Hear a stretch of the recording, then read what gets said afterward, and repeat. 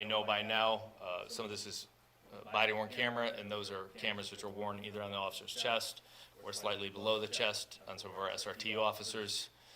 And so the cameras are not perfect, but they do capture a snapshot from that point of view, and they're important for this type of investigation. I did speak to all three officers today, and they are shaken up, but they are not physically injured. Again, Michigan State Police is conducting its own independent investigation, and that investigation will be reviewed by the Kent County Prosecutor's Office. I do want to warn you guys, if you could pause it for 1 second. So this videos, I think there's 3 altogether, not going to be that long. The whole thing probably runs about 6 minutes. You are going to see the incident where this individual is shot and killed. So as this says, graphic content, but we're not going to slow it down beforehand. So just in case you're streaming live or anything, just a heads up that will come very quickly. Thanks, Matt.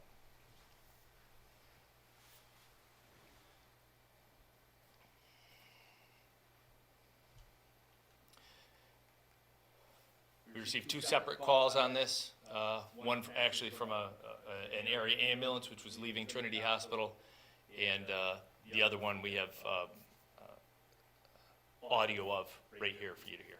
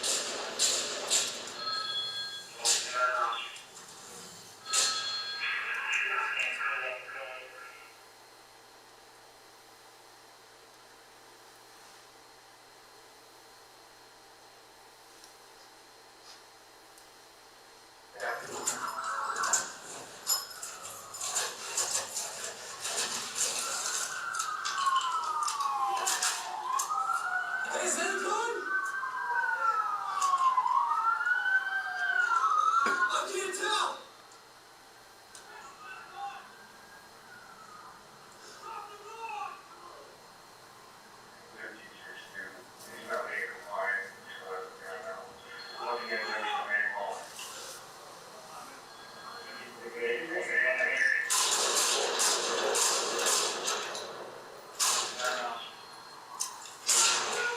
Hey, ceasefire! Ceasefire!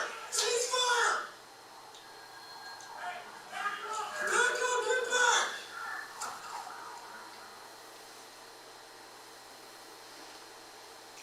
As always, so this was out, obviously, about 10:45 last night in public. If anybody does have information to share with us, please call either the Michigan State Police, you can call the Grand Rapids Police, we'll get that information to them, but also Silent Observe if you'd like to remain anonymous. A couple things before I take questions. Number one is in regards to mental health issues. I know that our brothers and sisters in Detroit recently suffered a suicide by cop by one of their own members. It's a devastating thing for community. Every loss of life, every unnecessary loss of life especially, is tragic. But it's something that we're grieving, and it's difficult, obviously, not only for the loved ones of this individuals, but for the officers as well. In a canvass of the area, one of my officers actually encountered someone who said that this gentleman had conveyed to them that he was intending to partake in what's often called suicide by cop. So very difficult thing for everybody to process. Our condolences go out to his family.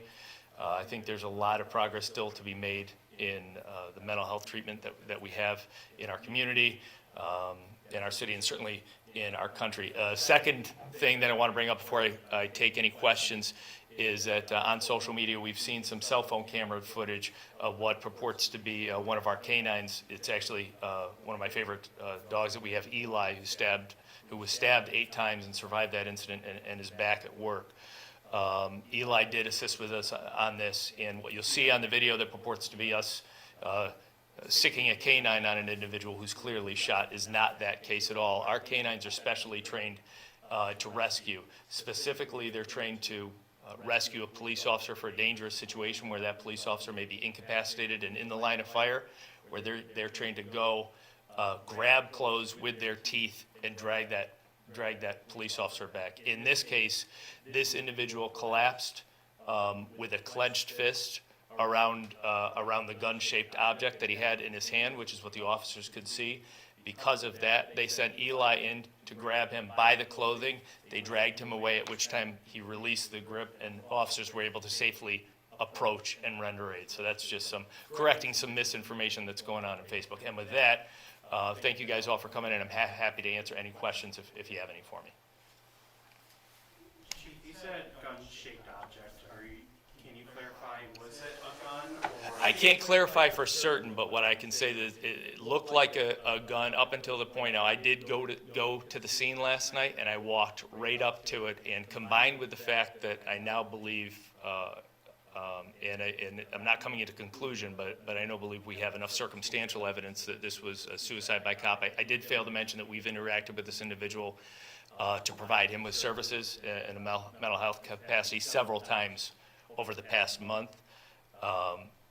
What I saw, it did not appear to be a functioning firearm, so I think there's a very good chance that this individual intended, really, to his credit, did not intend to hurt anyone, did not intend to hurt a police officer, but this was his way of ending his own life.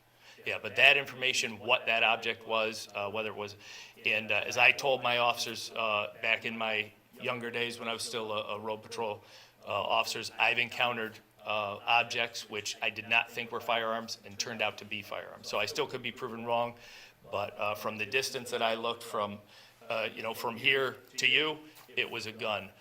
From here to the floor where I was pretty close to it, it looked to be a gun-shaped object. But I don't know that if it was a functioning firearm, but I'm guessing it was not. Any connection to the hospital? Was he a patient, or was just that what I- happened? So my understanding is that there was likely a past connection to the to the hospital, and I'm sure that as the Michigan State Police continue in their investigation, they're going to look to see if this was part of his cry for help, or if he tried to make his way into the hospital. I know there's some previous relationship. I'm not certain whether or not he was coming out of there at that time. I don't believe he was, but it's possible. He didn't have hospital scrubs on, hospital gown on or anything like that. So it's something that we'll look to piece together, but I think MSP will probably come up with an answer for that. And we heard a little bit about the calls and whatnot. Can you talk about kind of what led up to this? Yeah, the initial call, the first call that we had, was actually not a 911 call. It was a dispatch-to-dispatch call. So just in our hurry, and again, this isn't all the videos. You can see there were a lot more officers out there. This is just what we could put together quickly to let you guys know, let the public know and the community know what happened. What initially led up to this was an ambulance that was departing Trinity Hospital, called their dispatch. Their dispatch called our dispatch and said, hey, there's a man with a gun right outside the hospital, send the police. So that was the first call. While officers began to respond to that, then you hear the 911 call of individuals that had been flagged down by 3 young men on scooters, which had gone by and said, hey, you guys got to get out of here. There's a man with a gun waving it around just, at Jefferson and Maple. So that was the information the officers had at that time. I would ask too, there were 3 officers on the scene, correct? There were, by the time this gentleman is struck by gunfire, there were probably 10 officers total. About 3 officers discharged their weapons. Yeah, the video that I showed you of the officer, the last video is one of the officers that discharged their weapons. That is the most clear picture of the body-worn camera. If you can picture when an officer does have both hands in front of them, like they're going to discharge a weapon, sometimes it obstructs the video. So that was the clearest version that I had to share with you. And what was the timeline from that first call through dispatch to when the shooting kind of happened? I want to say 3 to 5 minutes, but I'm not certain, but I'm fairly confident it's within 5 minutes. Yeah. In the video, I know we hear one officer say that he's pointing a gun at me. Yeah. Can you confirm, was he pointing the object at officers? Yeah, from the video, and you watch it again, and we'll provide this video to the media via Dropbox like we always do. You'll see the first officer that arrives, his in-car camera video, which is the first video that we shared. This gentleman actually has the gun-shaped object, and he is holding it up against his head like he's going to kill himself. At that point in time, when he makes note of the officers, he looks and he gets in a gunfight position, a traditional shooting stance, and it is pointed directly at one of the officers, and I believe at some point in time he then points it at a second officer who you may hear on the radio say that he's pointing a gun at me, at which point in time that's when the shooting takes place. I know you kind of touched on it earlier, but how are your officers doing and what resources are available? I talked to them last night, and all 3 of them were quite shaken up, and I'm not coming to a conclusion, but if and thank God I've never had to be in a situation where I had to take someone's life in the line of duty. But if you're put in a situation, even if you're completely justified in any way, it's a devastating thing to be in a situation where you take another person's life. Throw in the fact that there's a lot of stresses involved in our job as far as how the investigation is go and how they're going to be treated in the media. Is their name going to be put out in the media? Are they going to get attacked on social media? Are their families going to be bothered? Shortly after the Patrick Luoya incident, I had people show up at my house. I've had people threaten my family. I wasn't even the shooting officer. I just represent this police department. I had death threats in the mail. I had death threats here. Very unsettling things. And officers know that wherever it is, including death threats really from across the country. I heard from people in California, don't know anything about me, were sending me, all the ways that I should end my life. So there's a lot of stresses that you don't think about unless you're a police officer when you're in one of these situations. Add that to the fact that you were just part of a situation where you took someone's life, and it's really difficult to process emotionally. I'm very thankful that they are physically okay, as far as they don't have any bullet holes in them. They're not, no broken bones, etc. But they were shaken up last night. I did talk to them today. Just to check in with them, and they're doing about as good as you would think they'd be doing.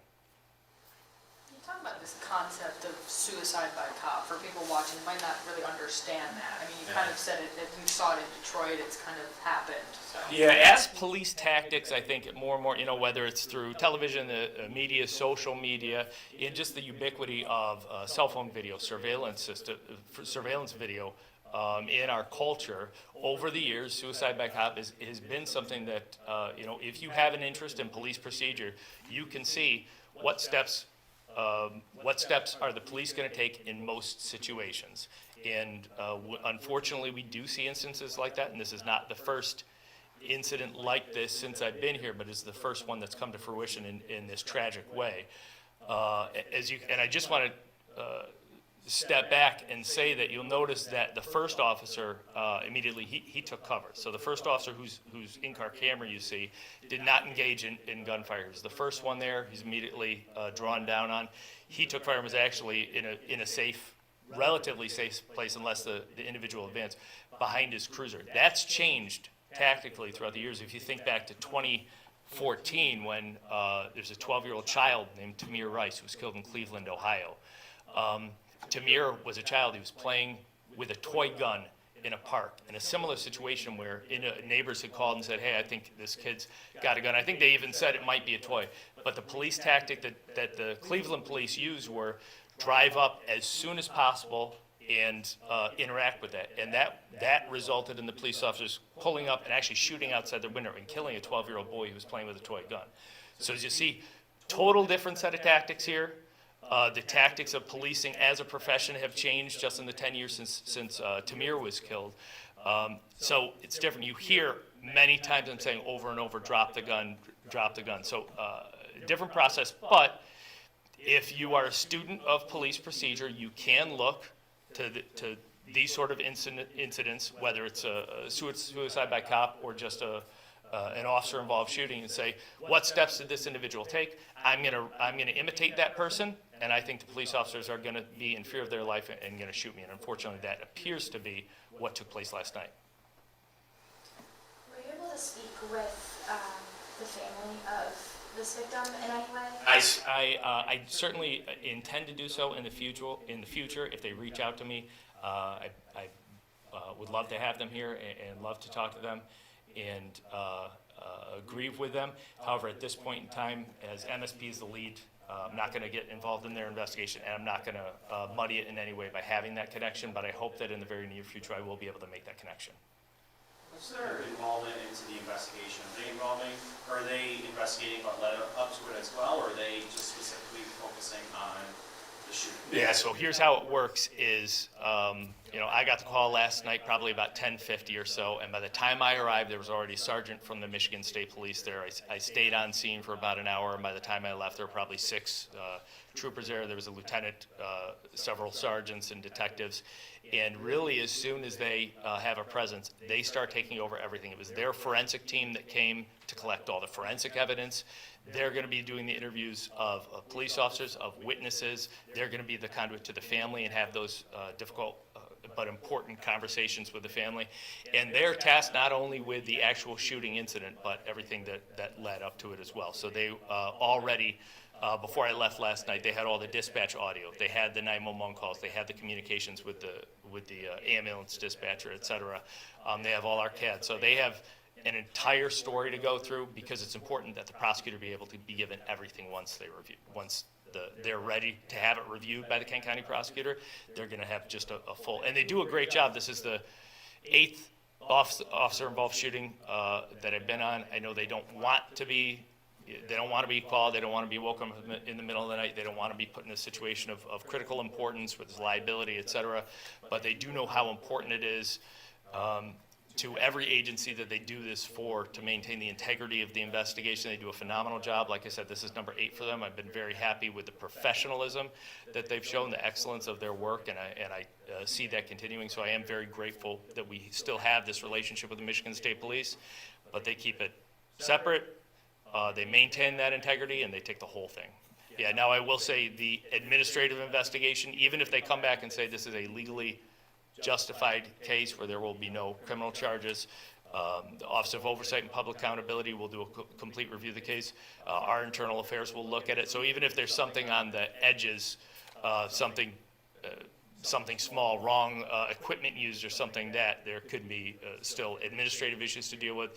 And then as an agency, we see every incident, whether it's a positive incident, a negative incident, every incident that we have here is an opportunity to get better. So we will be looking at it from a policy standpoint, from a training standpoint as well. Then are the officers, the three that were involved in the shooting, are they on administrative leave? Those 3 officers are on critical incident leave.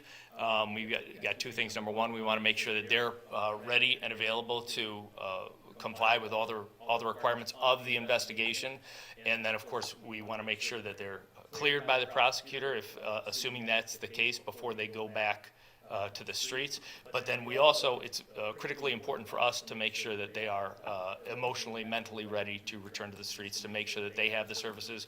We are very fortunate here. We have our own in-house clinician with an office here. We have a therapy room in the police station, which is something very, very valuable that we take advantage of. And in a situation like this, we're certainly going to be taking advantage of it. All right, I appreciate you guys very much taking the time to come down and have this conversation with me, and we'll be happy to follow up, and the video will be available for the Dropbox very soon, from the Dropbox very soon. Thank you very much.